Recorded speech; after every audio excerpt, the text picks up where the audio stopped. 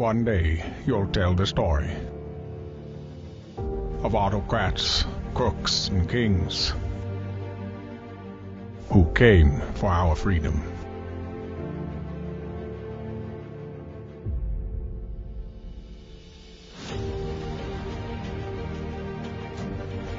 A story of citizens who stood up to tyranny and won.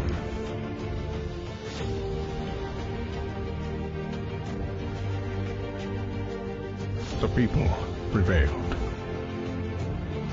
and renewed an old vow to a more perfect union. And that was just the beginning. The story continues. Narrative, where truth lives. And hello, everybody. It's so good to be back with you on a brand new season of Narrative Live. We've been looking forward to returning, and it is a good show tonight. Eric Garland is back with us. Eric, it's so good you're doing yet another season here. How are you doing, Eric?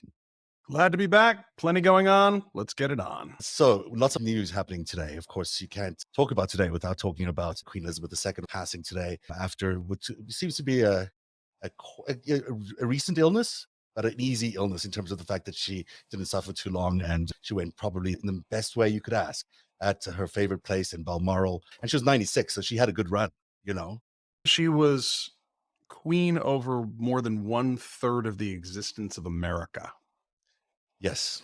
It's actually very valid and very important that people stress this thing, because think about the longevity of this reign. 13 American presidents passed through that period of time. It shows you how limited power the American president has compared to someone who survives, in power for that long. But not only her surviving, it's an entire dynasty surviving for centuries, obviously. And through that time, they've been able to amass an enormous amount of wealth, an enormous amount of influence, an enormous amount of power. So people who say they view the queen as sort of a ceremonial figure, I don't think that's the case. I think she presides over a massive, she presided, and the king will now preside over a massive empire still. Even though she's not complete total control of each part of the empire, she has enormous influence in each part of it.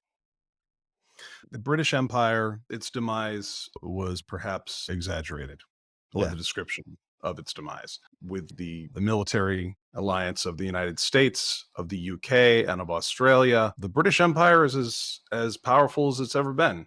In many regards, it's maintained its distance from the European Union. It quite wisely, I think, made sure it didn't get involved in the euro currency, and has maintained independence over its banking, insofar as you don't count all the Russian, Saudi, Chinese, and Qatari money that tends to gum up some of the works there. But that's nothing you can't say about Wall Street. So we're all in the same boat there.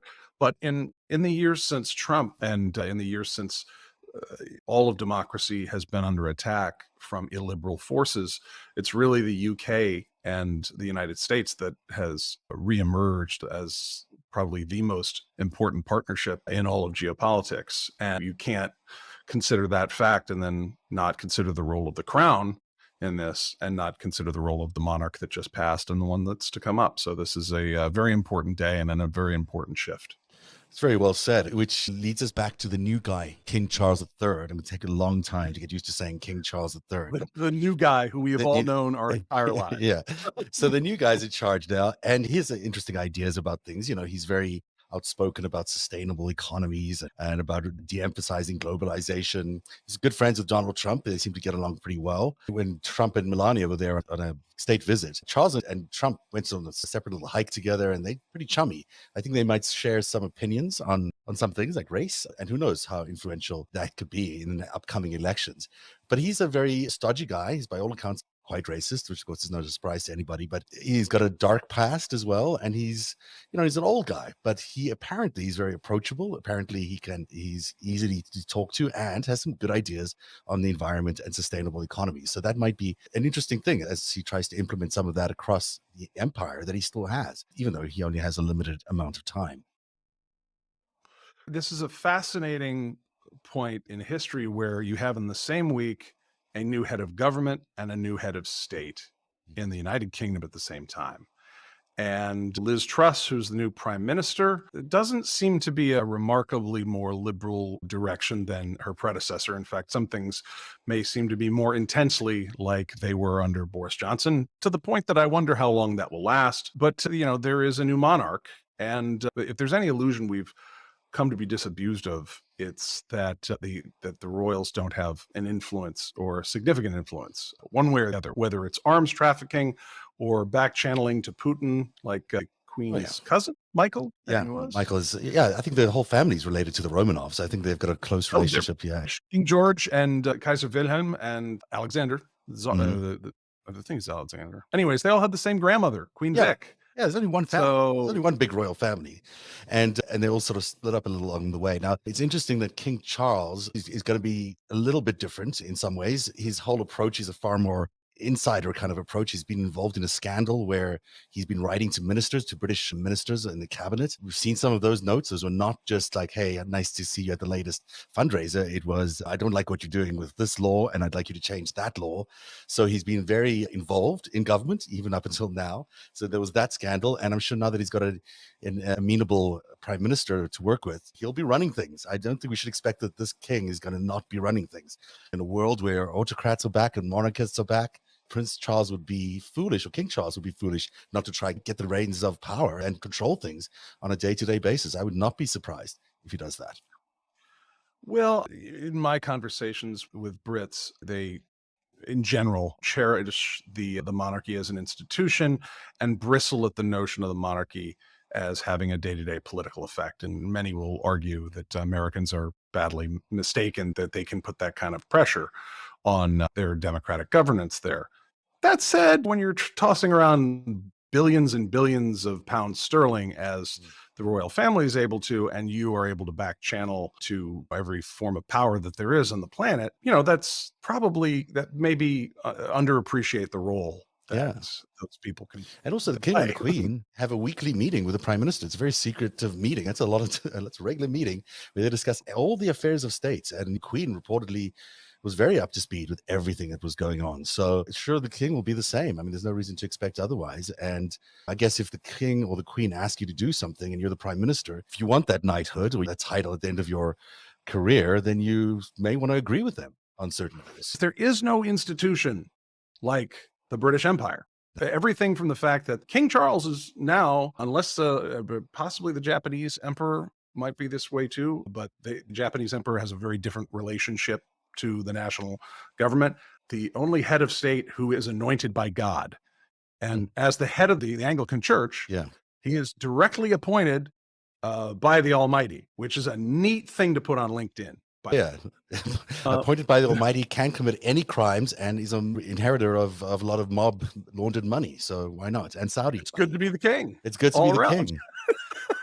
It sure is. Americans tend to be fascinated with the royal family from a distance, not with the same affection that Australians, Kiwis, Canadians, and the British themselves might have, are generally fascinated. But again, geopolitically, the sharing of nuclear submarine technology and the integration of intelligence systems, the AUKUS alliance is the most important alliance that's formed up. Yeah. For those who aren't geopolitics nerds, NATO's important, but we need to remember that NATO has been not infiltrated, but some of the countries that comprise NATO, such as Hungary and Turkey, we've had some complexities there.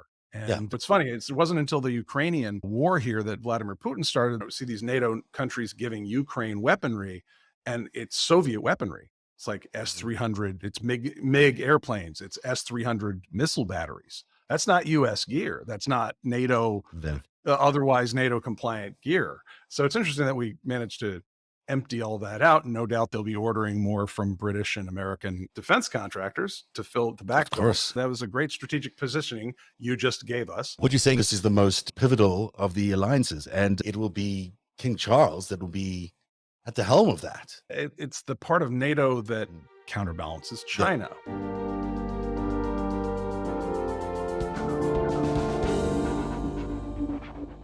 I think we should talk a little bit about Steve Bannon and his relationship to China, because this man is in a whole lot of hot water because he's finally facing a judge on the issue of the Build the Wall Foundation, or whatever it is they called it, which was, do you remember much about the story? I don't know all the financial details, like where the money went per se. They set up a fake charity that took money from unsuspecting donors and no doubt the money laundering accounts of a few hostile intelligence services into Bannon and others' coffers, ostensibly under some massive construction project between Brownsville, Texas and San Diego, which is actually quite a long way. It should be of no surprise to anybody that they didn't actually build a wall, but they did actually take the money. Yeah, he took about And $1 million. I think Bannon did himself, just $1 million in personal expenses from that, from MAGA. yeah, and when you think of all the operatives that may have paid, I don't know the source of all the money and I don't know all the expenditures of all the money. However, when you get some basic definitions that are delineated in statutes, criminal statutes, such as, did you engage constructive fraud to tell people you were going to do one thing and then you did another? Did you take that money and put it into another financial institution or set of bank accounts?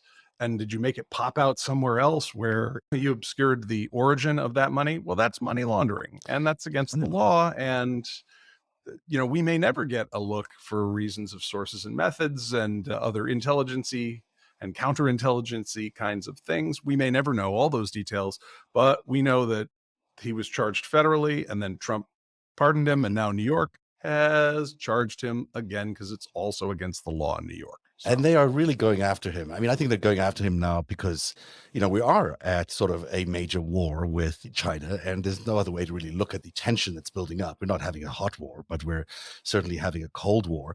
And there's no other way to say this. I'm just going to say it out loudly that Bannon really works for the Chinese. I mean, that seems to be where he gets his instructions from. That's where he gets all his ideas from.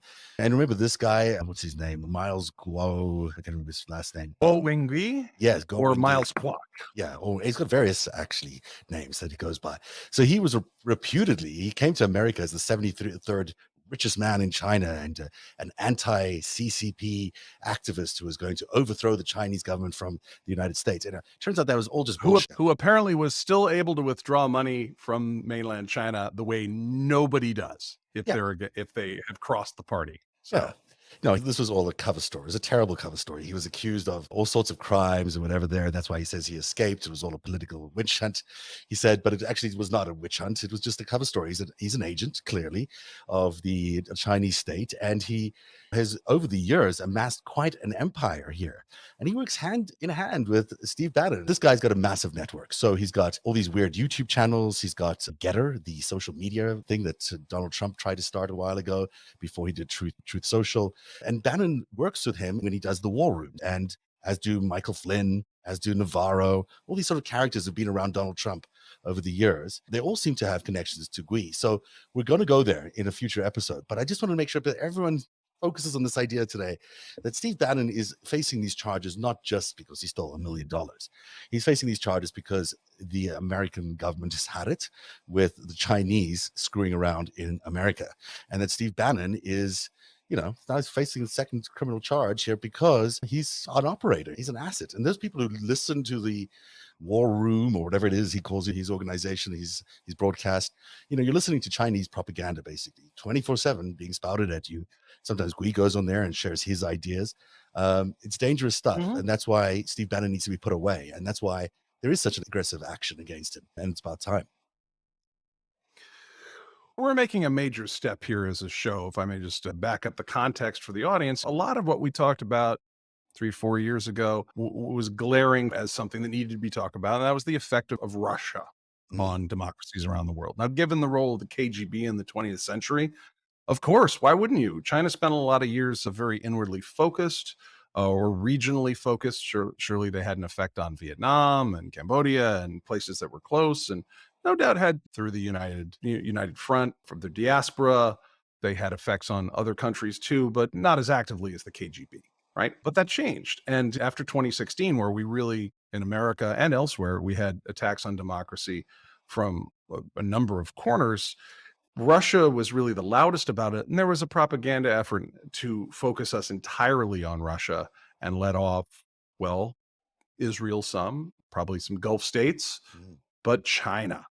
And of course, America has had a complicated relationship with China because we made the strategic decision in the 90s, if not before that, if not the Nixon administration, right, to strategically engage with China, not to shun them despite their autocratic, authoritarian, utterly like genocidal practices. I mean, whether it's the Great Leap Forward and the agricultural revolution, which just starved millions of people to death, or the grotesquely brutal one child policy. If you ever look into the details of how the Chinese Communist Party forced the bodies of Chinese women only producing one child, those are not stories for the faint of heart. And I don't see how they make for a very attractive strategic partner. But the story, as the story goes between the 70s and 90s, we had to decide, are we going to compete strategically, and that means economically and militarily, or are we going to engage and make it more important to get along with American interests and to have a shared interest? And in the business of statecraft, which I got my master's degree in, we call that functionalism, doing things together. You're less likely to bomb each other. And there's a good, true. It's true. There's a whole list of reasons behind why you'd want to do that. And Bill Clinton really took the lead in the 90s after the fall of the Soviet Union, or the transformation of the Soviet Union as we now know it, to a mafia state. Clinton really, with our tech sector and our banks and everything else, we decided to engage with China. And I remember in about the year 2000 talking to executives as a strategic intelligence analyst, and they were talking about how much, we called it Chinese mathematics. Do you know how much money there is in China? Do you know how big the market is? Why, if you only got 1% of the Chinese market, that's a billion people. We called that Chinese mathematics. Yeah. And I started asking questions such as, what do you think they will want in return? Question a lot of very myopic, self-regarding American executives was, what do you mean? I'm like, well, do you think they're an empire that's been around for 2,000 plus years?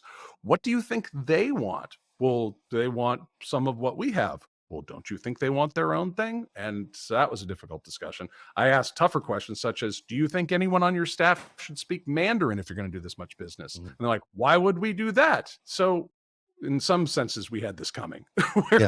We did. I mean, this was sort of naive to go into China without thinking they'd want something back.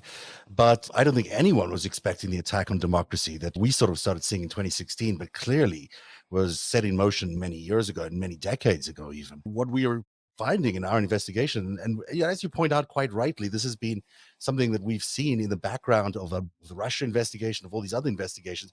China's always been this flashing red light in the background, if you will, that has been like, there's something going on here. We have to look at what China's doing. But we've been over the summer and certainly over the last 6 years amassing a pretty large amount of data, which really shows us that China and its operatives have played a significant role in every aspect of the attack on democracy. So we're not just talking about the coup attempt of January 6th. We're talking about the rise of MAGA, the whole building of the MAGA movement from the Tea Party movement, Donald Trump's election, his presidency, the whole time during the presidency. Of course, the pandemic, the Chinese played a big role in that. Then into the big lie, the trade deal with China, which is a very skewed deal, and we'll discuss that in a later episode. And then finally, the attempted coup of January the 6th. We see a lot of Chinese operatives there as well. So we're seeing a pretty long scale and large scale attack on America through its democratic institutions, through manipulation of the media and through social media manipulation that has gone on for years now and has really hurt American interests. And what we're going to be doing is breaking it down chapter by chapter to showing everybody that this is in fact a very sophisticated and very long-running attempt to destroy America and American democracy. And its aims are pretty clear: to make America as extreme as possible, to destroy the American institutions, whether it's the FBI or the Environment Protection Agency or you name it. They've certainly gone at it over the last few years. And also then to weaken our position around the world, which of course they've attempted to do. Now, they don't do this alone because we're thinking, well, China hasn't really done any of these things directly. And in fact, what they've done is they've amassed all these other proxy nations. Russia, of course, is a big partner of China's. They share a lot of the strategic needs and aims of each other. But, it's a lot easier to have Russia do the attacking of the United States, and then China backs that up with some money to Russia. Same thing with Saudi Arabia, same thing with UAE, and the same thing with, frankly, a lot of individuals, a lot of businessmen, a lot of people who've made a lot of money in the last 20, 30 years of China are beholden to China. It's not that surprising. And Then that notion of China using proxy states, Mm. that's really embarrassing on a number of levels. Because you know that technique is referred to by Sun Tzu in The Art of War, I believe, as a cat's paw. So imagine you stick a cat's paw on a stick with the sharp claws sticking out, and you put the stick out and you attack with that at a distance. Sun Tzu referred to that, I believe, as cat's paw, the use of a proxy in order to keep your hands clean while getting the damage in that you want. Do you know how many American businessmen prided themselves in the 90s on reading Sun Tzu?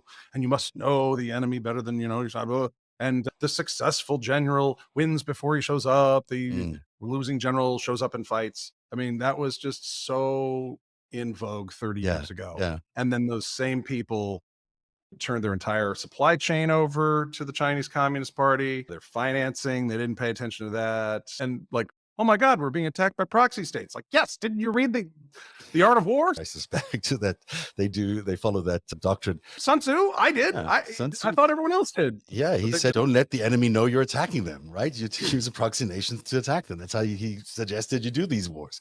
So in fact, there are a lot of American citizens here. We're not sort of taking the blame away from American citizens, but certainly the influence and the money is coming from China. But there are people like Rupert Murdoch, who shows up in tonight's episode, where, you know, the owner of Fox News, this is the #1 propaganda network in America, is feeding Americans a diet of propaganda that is obscene and terrible, from vaccines to the big lie. And he married to a Chinese intelligence officer. Yes. Boom. And also getting $100 million just last year from the Chinese. So it's not like we have to look very far to see how they're influencing these people. And we'll show you tonight and over the next few weeks how Rupert and Murdoch has influences have been long standing. It's been years of them doing this. So that's what we're going to be doing tonight. We're going to start off. The next few episodes are about Wendy Dang and Ivanka Trump and their incredible 17-year friendship. 17 years, a long time to develop an asset. And then the next episode, we'll look at Rupert Murdoch and Jared Kushner, who've also had a very long-standing friendship. He's a total mentor to Jared Kushner. Isn't Jared lucky to have such a famous mentor? So if you could just wrap up your thoughts there on this, on the shift that we're making this year in terms of our editorial policy. We really are taking a very different approach by filtering things through sort of a Chinese filter. Well, it's important because it's been poorly understood. And especially the fact that it's not just the compromise of a few names that you've heard of, people like Jared Kushner, whose sister was selling condos. You get a free EB-5 visa. She was selling those to the Chinese while her brother was in the White House. You know, they're the big names, but when you realize that the Chinese are very patient and they bribe individual businesses, individual small governments, municipal governments, and state governments, and just to pick a piece here, a piece there, you know, support one candidate for dog catcher, the next for alderman or whatnot. And, you know, I think in your promo for this, Zev, you said you had a grain of sand, a grain of sand, a grain of sand, and eventually you get a beach. And I think the important thing to remember here is that this is just second nature for the Chinese. This is an empire that's been around for 2,500 years, that is no stranger to political warfare, no stranger to kinetic warfare, even though they haven't been in the game of kinetic warfare in the last 100 years too much. But this is just how they think. And I want to stress that this is out of respect and just an analytical sense that we're going into this. This is not a boogeyman. This certainly has nothing to do with racism. You know, in fact, there's a certain amount of respect here of like, look, this is the game that they've been playing. Russia played a different sort of game. Israel plays its own game. So do the Saudis. And America's self-regarding nature, it really does it a disservice. And it's just, if, you know, we're lucky we've come through this very difficult chapter in American history fairly intact, where we still have a lot of work to do. But if we're going to lead in the next century, if our own nation, if nobody else, we have to grow up essentially and start thinking about the world the way that more mature cultures do. And I think that's what we're going to try here. Yeah. And we should thank all the patrons who have made tonight possible. Without you, this season of Narrative would simply not have been made possible. Thank you very much for sticking with us. We really appreciate it. And we need you to join the Patreon program. So please go to patreon.com/narrative. I almost forgot that. Patreon.com/narrative, and help support Narrative going forward, because it's where truth lives.